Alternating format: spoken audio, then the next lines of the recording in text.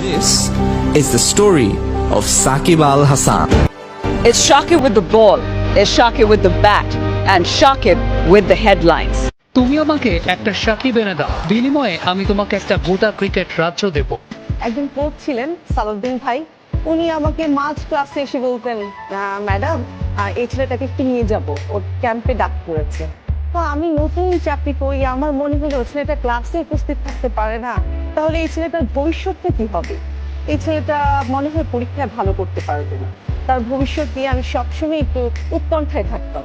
কিন্তু কে জানতো এই ছেলেটি সেই সাকিব আল হাসান।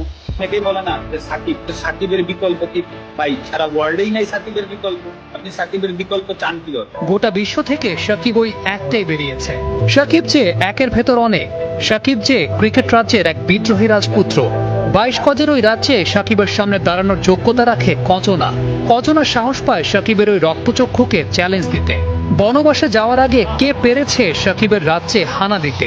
কজনের সামর্থ্য হয়েছে গত এক দশকে রঙিন পোশাকে সাকিবকে ছুঁয়ে দেখতে? কেউই পারেনি, কারো সামর্থ্য হয়নি, কারণ সুপারহিরোরা সাধারণের কাতারে নামে না। তারা ওরে, তারা যত ওরে ততই আশা পরিণত হয়।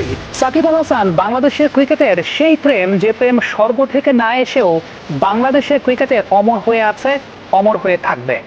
সব রাজ্যেই রাজা আসে, রাজা যায়, কিন্তু ক্রিকেট নামক রাজ্যে সাকিব নামের মহারাজা যেখানে দাঁড়ায়, রাজত্ব সেখান থেকেই শুরু হয়।